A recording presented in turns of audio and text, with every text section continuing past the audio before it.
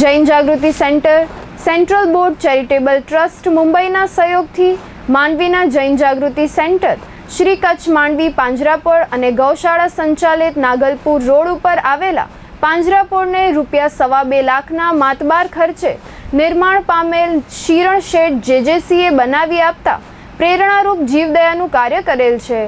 Jain Jagruti centre central board charitable trust મુંબઈના chairman Sanjaybhai શાહના હસ્તે નિરણ શેડનું લોકાર્પણ કરાયું હતું। લોકાર્પણના કાર્યમાં જેજેસી સેન્ટ્રલ બોર્ડ ચેરિટેબલ ટ્રસ્ટના IP chairman Jitubhai Kothari, vice chairman Prafulbhai Kamdar, Mandvi chamber of કોમર્સના પ્રમુખ વાડીલાલભાઈ દોશી, દિનેશભાઈ શાહ, જીવદયા પ્રેમી વિઠ્ઠલભાઈ સોની વગેરે જોડાયા હતા।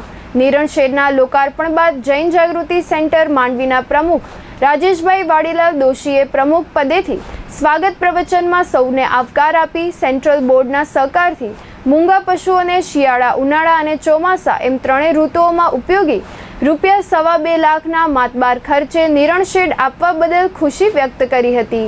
સેન્ટ્રલ બોર્ડના ચેરમેન સહિતના તમામ હોદ્દેદારો પ્રત્યે આભારની લાગણી વ્યક્ત કરી હતી।